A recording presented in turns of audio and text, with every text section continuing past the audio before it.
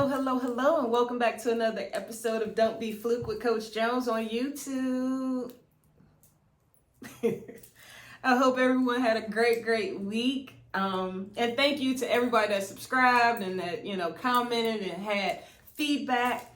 What I want to talk to you about this week is how to deal with that honesty that we just found, that truth we found last week, right? So in the comments and the phone calls and the text messages and the feedback that I got from last week's video, a lot of people just talked about how scary being honest with ourselves is, right? Being honest in general. So I understand for a lot of people why we lie to other folks. It's because of what our fears of what they're going to think about us. But why do we lie to us about us? Right? Why would you lie to you about what you like when lying about it means you're going to do something that you don't like and you're going to be miserable while doing it because you don't like it? Learn to be honest with yourself. Yes, it is scary. Yes, there is a certain amount of vulnerability that must come with that.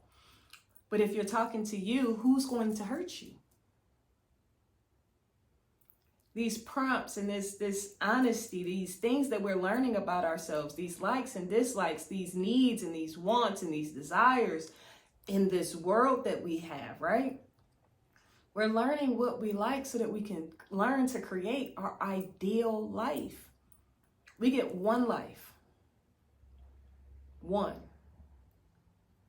Every religion teaches you something different about the afterlife. Some people believe in reincarnation. Some people believe in past life regressions. People believe in all different types of things. I'm not here to tell you what to believe in. I am not a preacher. I am a human being. I am a human just being out here in this earth trying to figure it out, and I'm sharing what I'm learning. So what I've learned, right, is in doing those lists and really getting down to the nitty gritty of what we like and what we don't like, it gives us a very detailed blueprint of how to turn our life into our dream life. So we learn to become honest with ourselves about fruits so that we could change our diet. We learn to be honest with ourselves about friends so that we can be in a safe space where we can grow and learn to be ourselves, and we have accountability and friendship, right? We are honest about what we want in a spouse as opposed to what we don't want, because this is a person that we're going to live our lives with. This is a person that we're going to raise a child. Are we compatible enough to raise a kid? I know the stuff that I don't want my kid to take from me, right? So I'm working every day to evolve into a better version of myself so that the kid don't take that baggage with them. Is my spouse doing the same work? Is he honest with himself enough to see where he's dropping the ball and changing it, not just for his own selfish reasons, but for the generation next? We do these lists so we can really figure out what it is that we want, we need, and we desire. Because like I said, we only get one life. We only get one life. Like my birthday next month, y'all. Next month. My birthday is next week. We get one life. I'm growing another year older next week. And all I keep thinking about is where I am on this age scale. And as I'm in this place, in this age scale, am I where I want to be? Am I doing what I want to do? Am I truly happy? Am I settling? Am I growing and being the best version of me? Am I expanding myself? Right? I don't know if you've ever asked yourself those questions, but I'm asking myself those questions, and I'm doing the work to find those answers. What I don't want is to be a what if person or I should have person, right? How many of us know people that are older or have passed, our ancestors, right? People that were older that always tell us all the stuff they wish they would have done in their life. Girl, I wish I would have went on that date with that man that time. Girl, I wish I would have went on that cruise. Y'all look like y'all had a great time. If I could go back, I told a client today, I'm talking to a kid today, he's 15 years old, and he's telling me all the stresses of life, right? And I'm empathizing with them, and I'm putting myself back into that 15-year-old mindset and the stresses of 15. And I told him, I looked at him, I said, hey, dog, I feel you. At the age that I am now, at 35, I could look at this 15-year-old, 20 years younger than me, and be like, I remember high school. That mess was stressful. Whew. And in being able to relate, I caught myself saying, sir, if you'd like to trade places, I'll trade with you. You could be my age and I'll take 15 happily. I know 10 things that I would do differently. How many of y'all have said that before? All of us, right? Man, if I could go back in time, I'd do this differently, or I'd change that. What I'm telling you is, no, we ain't got the ability to go back in time. But what we do have the ability to do is to start today, so that the next 5 years or 10 years or 20 years aren't like the previous. We have to be honest with ourselves so that we can create the situation and the life that we desire. I full-heartedly believe that God is real. And the God that I believe in told me that I can have anything that I want as long as it aligns with his will. God turned around and told me he gonna do better and more and even more than I can imagine for myself. There is no way that I serve that God and I believe that God and I believe his word, and then I'm not willing to do the work to change. I'm too afraid to even think outside of the box or dream bigger, right? It don't really make sense. I can't say that I do yoga and I believe in manifestation and that energy is real, and then not put out good energy and then wonder why I'm getting all this bad energy. Right? You have to be honest with yourself so that you can elevate to a higher purpose, a higher being. None of us were born into this system and wanted to stay here forever, right?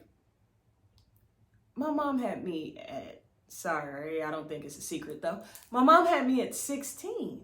My mom has been in the federal government since she was 16, 17 years old.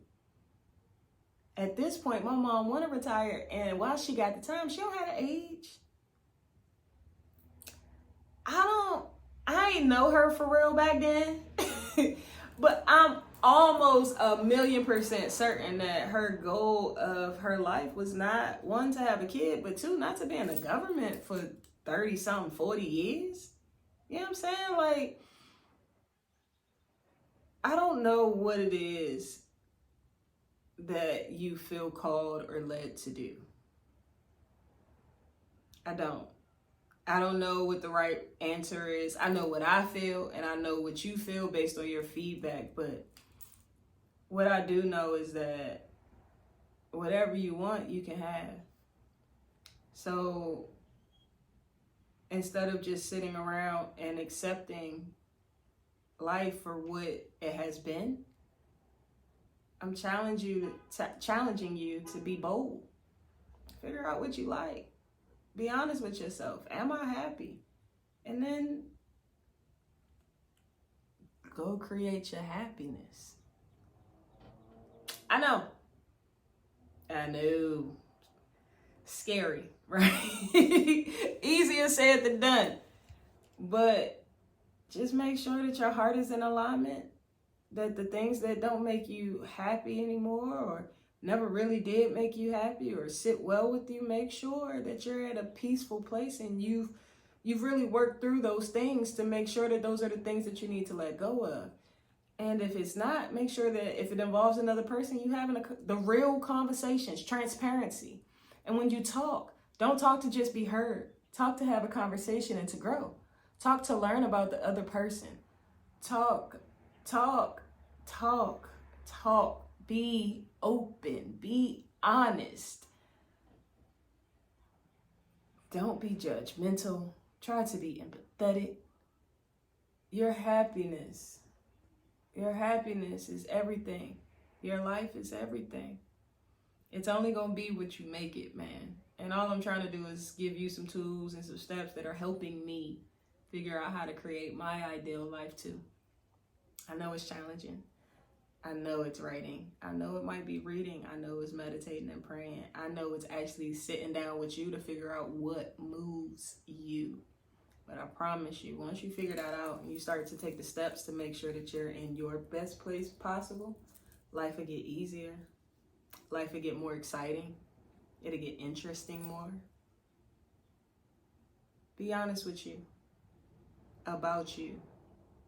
And then do the work necessary to create that ideal life. And if you don't know, even after you figure out what you like and you don't like, you still don't know what you want, start journaling. I've said it a few times, but the journaling prompt, my ideal day, is amazing. It works wonders. My ideal day helps me. It has helped me. And I know it'll help you, give you some direction and honestly, just some direction. It'll force you to think. A lot of you don't know what you want out of life because you just don't think about it. For whatever reason, the future or the thought of life my way scares people. What I'm trying to tell you is that you don't have to be scared. You can be happy, you can be whole, and you can be loved. And with that being said, I'm going to go ahead and let y'all go for today. As always, I appreciate y'all. Make sure you hit the like button, subscribe, leave comments. Leave a lot of comments. Let's get the conversation going. Like I said, I'm not a preacher. I'm not here to convert you to anything. I'm just sharing the things that I know worked for me and that I hope will work for you. So with that being said, y'all have a great, great week. And I'll see y'all back here on YouTube next week. I'll holla at y'all. Peace.